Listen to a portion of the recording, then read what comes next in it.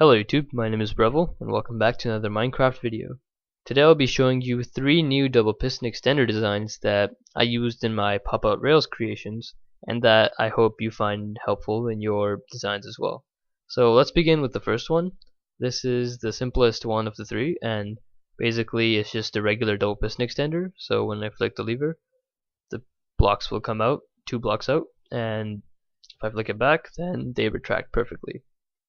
So this is actually one of the most simple and compact double piston extenders because all it really is just 3 lines of redstone on top of the 3 pistons, the 2 pistons and the block, sorry, and they basically control the pistons when they extend and retract. And the timing circuit is pretty simple as well. It's just the 0-4-2 setup that some of you might be familiar with. So when I flick the lever on and off, the pistons have the correct timings to extend and retract the block 2 blocks forward. Now, the one drawback of this design is that it's actually not flush because there's a line of redstone right on top of the block that you're extending, basically. But that has the advantage of not only being relatively cheap, but having no redstone required underneath or to the back of the pistons. So that actually makes it really useful for something like pop-out rails. So I have a setup over here that basically allows me to use the strength of that, and basically you can see a hallway, a passageway here, and you can see no redstone, no minecart rails. But when I press a button here, the wall retracts and all of a sudden you have minecart rails out in your passageway that you can ride on. And if you want to retract them, then all you'd have to do is flick the button again and they would just retract behind the wall and stay hidden until the next use. So this design is basically using the first one. So you have the same 3 lines of redstone powering the double piston extender, and of course you have a little bit of addition to the system where you have another line of redstone controlling the pistons that extend and retract the wall blocks. And the way that I got it to work for pushing the track out on one button press and pulling it back on another button press was using a pulse shortener. So this setup basically allows the signal to go through the computer when the button is pressed, but 4 ticks later the repeater will turn off the computer, forming a 4-tick pulse input for the entire system, and that behaves exactly like this. So you can get something like this happening with a relatively simple circuit.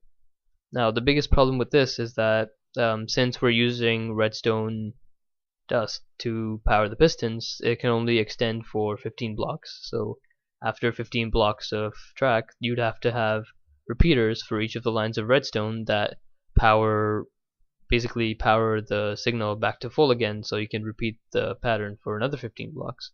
But for the column that has the repeaters, you can't have a double piston extender because they won't get powered properly.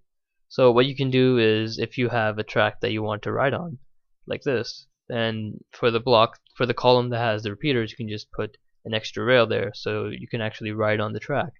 But of course, when you retract the rest of the tracks, then that one track will be there on the passageway. So that's just a drawback that you're gonna have to live with. But in my previous video with the one wide infinitely tileable pop-out rails, I got around this by making a more complicated circuit, basically. So here we have 21 block wide double piston extenders, and as you can see there's no gaps in between, right? So when I flick the lever here, all of them, instead of activating all at once, they activate sequentially and they extend. So when I flick the lever again, they're going to retract sequentially as well. And this basically solves the problem of having that one column that does nothing. And the way I got around to this was using cauldrons and comparators together. So when I flick the lever here, if a cauldron has water in it, then the comparator will pull out a signal based on how much water is in the cauldron.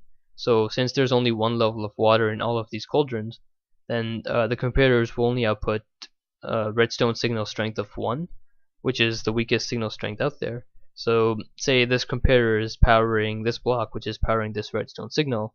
Any redstone beside this column on another column will actually not get powered because the redstone signal is only strong enough to power the redstone in this column. So in this way, all of the columns are independent of each other, and that's how you can have a one wide infinitely tileable system. But of course, it does take quite a bit of redstone to get all the timings and the signal strengths right. So that's just one of the trade-offs that you guess you're gonna have to live with. Now, if you want to build this second design on your own in your own world, then I'll be doing a tutorial on this. So check the description for a link when it's available, and hopefully you'll have a really nice, simple, and easy to make pop-out rails in your world. But that's all for now, this video, and thanks for watching. I'll see you next time.